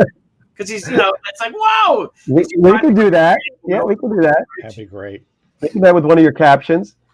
Billy, I'd like to answer Rankabot's $5 question. Oh, wow. Where's that? Hang on. Oh, wow. Cool. We have a super chat. Thank you very much, Rankabot. So I will answer that, Rankabot. If you go on to, right now, all teaching, not all teaching, most teaching, I will say, certainly the vast majority of teaching is being done online. So in terms of, will I be teaching in New York? The answer is I'm teaching New York students right now from Los Angeles. If you go to the adult ed place I do teach at the New York Film Academy out here in Los Angeles, which is actually bigger in Los Angeles than it is in New York, which is grad students, undergrad students, and a full college degree. But I also teach television writing for a place called The Writing Pad. And if you search my name on the writing pad, you'll see a list of my classes, 5-week classes, 10-week classes, but also a one-day TV 101, which is in 3 hours. I walk you through the world of embarking on a world in a possible about writing your first TV pilot spec script. I don't teach about graphic novels or any of that, but in terms of film and about TV writing, you can go on that website and take a look at the classes there. And if you want to ask me about it directly, you can reach me at stephenperos.com. There's a way to reach me, or you can find me on Facebook. Steve, answer his question. Yeah, answer his question. He thinks you taught you were his teacher. Oh, wait a minute. Did I ever teach writing in New York? And if so, when? Any chance? No, 94, 95. I misunderstood the question. 94, 95-ish. I was here. I was in Los Angeles. So I did not teach in New York. I went to NYU. I left New York in 1990, and never to return. Never look back. So never to return. Sounds like the opening credits of The Odd Couple, wishing that he would never return. Yeah. Thank you for that super chat. And gents, I got to bail. Okay. Yes. Good to see you, Old Bean. Thank you, everyone. It was a great show. Yes. Particularly Gary, great to see you, man. Old Cap, thanks for joining. Steve, talk to you later. Yeah, got your email, Jeff. I'll respond tomorrow. Yeah. So Shall we wrap this up, Billy? Have you do your closing comment? We're at 10:51. I want to wrap up a few things. Anywhere where people can reach you. Steve, You just said it, but you want to repeat what people? Yes, my website, Stephen, with an N, you'd put an N at the end of that name there, StephenPeros.com. I'm also on Facebook. I'm on Twitter as Stephen G. Peros. But yes, and on my website, StephenPeros.com, there's a contact info at StephenPeros.com, and that will get to me. You can find my book, Stoker and Wells, Order of the Golden Dawn, on Indiegogo, about to launch an Indiegogo exclusive campaign. If you can't wait, it is on Amazon, but you don't get any of the perks. You don't get it signed. You don't get any of the great IVG exclusives that we're going to be posting very shortly. So sign up. The link is in the chat, but also if you just search my name on Indiegogo, you'll find it. If you search Stoker and Wells, meaning Bram Stoker and H.G. Wells, you will find it there as well. Yeah, and we'll be pushing it if anyone who has contributed, in our Indiegogo updates I'll be promoting that too. And Steve, any idea when you might be the day that you might be launching?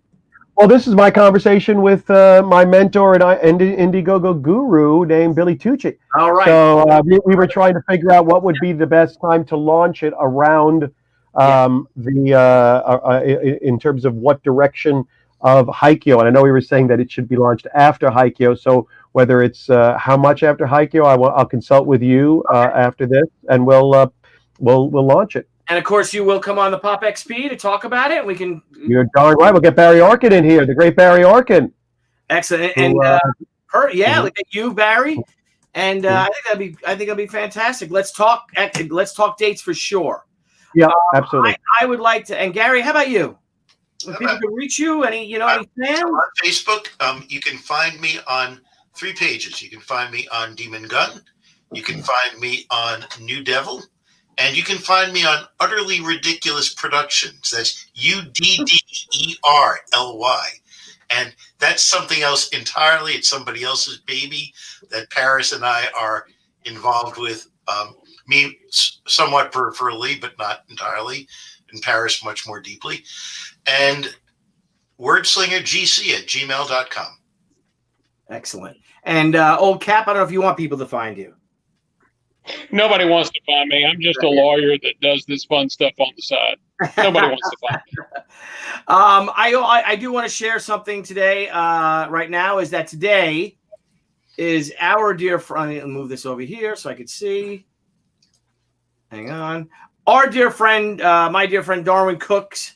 Today would have been his. Let's see, was he born in '63? Darwin, I think. So he would have been 57 years old. And Darwin left us a little over 4 years ago, and today's his birthday. So I want to salute him. He's missed every day. He truly was one of a kind, a no bullshit guy, and one of the most talented cartoonists this industry's ever known, and just one of the best people, one of the best, most loyal friends you would ever meet. And a man that truly would go through hell or high water for you. So he's missed every day, and this show's dedicated to Darwin. So I just want to, miss you, pal. And again, I'm going to leave this with just one last share for the new Haikyo, the Haikyo page. And if you guys could please join it, go to the link. I don't know if it's in the description. I'll put it in the description. I'll edit that later on. But yes, and 62. Okay, so 62. So he'd be 50. Is that 58? How old would he be for 62? Yeah, 58. 58. Yeah. So he's much, much missed. But guys, if you guys can go onto our little page here on and sign up, that would be delightful. I'd love you forever. And we launch on Thursday, Haikyo. And God willing, our video is done by then, and Niall's working his butt off on it. And Thank you, Niall. So one last time, I know because I don't share our stuff enough, and heck with it. I'm running the show, Niall's working, so I'm doing the show. I'm going to share She Returned a Warrior as a parting shot to thank each and every one of you out there who did support us. You truly changed my life with this book and the direction of my career. And there's nothing like, and I know that Art T. Bear will attest to it, there is nothing like your creator-owned comics. Right, Gary? I mean, with DC and more. Oh, look at that. We jumped up even more. Wow. Okay. We're almost at $128,000 on Indiegogo. Thank you, guys. Please share it if you can. I know a lot of you have pledged already, but please share it. Let's see if we can hit, I don't know, see if we get 128 grand by the end of the night, or shit, 130 would be fantastic. And that would push us over the 200K threshold. So anyway, guys, each and every one of you gentlemen, thank you. This was a true privilege. Gary, I hope to see you soon. I miss you, pal. Likewise. Steve, the same with you. Looking forward to Absolutely. having some sort of a writer summit in 2021. Indeed. Okay. Indeed. Old Cap, too, I'm going to miss you, as I do. I don't know when we'll see each other with these shows, maybe the late spring, summer. There will be bottles of scotch consumed. Absolutely. There will be, yes, absolutely. So you guys are wonderful. All of you guys are great. Tally ho. Peace, love. She's strong. I'm going to try to work this out with the exit plan. So let's do this. And let me go into his. It's got to say ending. End screen. Here we go. So thanks, guys. We'll see you guys tomorrow night. We are live with the one, the only Mr. Kevin Eastman of Teenage Mutant Ninja Turtles fame. We'll be discussing The Last Ronin. So I'm really excited about that. And then we have 2 more shows this week. We have Wednesday and Thursday. And Steve, Cigar Jerks Friday? Yes, I believe so. All right. And then next Monday, of course, it's going to be A Century of Horror, Part 4, is that? 19? Yeah. Oh, yes. Monday night, Century of Horror, a great panel of 6, including Billy and I. Truly, not only learned people, but very entertaining people. We're going to be dealing with seminal years, 1934, 1935. We're talking about Bride of Frankenstein, Werewolf of London, The Black Cat, The Raven. So many extraordinary films. We're going to have a ball and a blast. And something that Stan, I think, was very excited about. Oh, he's excited about March of the Wooden Soldiers, which has one of the scariest images from cinema of the 30s, which is the bogeymen. Yes. The evil, scary bogeymen on the island in Babes in Toyland. Yeah. What do you think? Yeah, what do you think, Gary? Show. Remember that Thanksgiving watching? Absolutely. Yeah. So, and those bogeymen were terrifying. So, all right. They still are, dude. They are still terrifying. Yeah, they are. I would love to get a costume of that. I'm surprised there's no one cosplaying that, but oh well. All right, everybody. I just want to thank everyone who joined us. Michael Groden, Heroinberg, Mob Seed as always, TJ, Nicholas, Art. Thank you for jumping in, Art. So many more of you guys. You guys are ones. Rankabot, thank you so much for the super chat. So you guys have a great day, a great night. Gentlemen, thank you all. And let's see if I can do this right and not mess it up. Tally ho, everybody. Thanks a lot. Bye. Bye. That's not the end screen. Hey everyone, thank you for joining us on Pop XP. If you haven't already, make sure to click that subscribe button and also click the bell for notifications when we go live and we upload some awesome new content. Also, don't forget to head on over to Twitter and follow us at the Pop XP and over on Instagram at the Pop XP. Thanks again everyone, and we'll see you soon.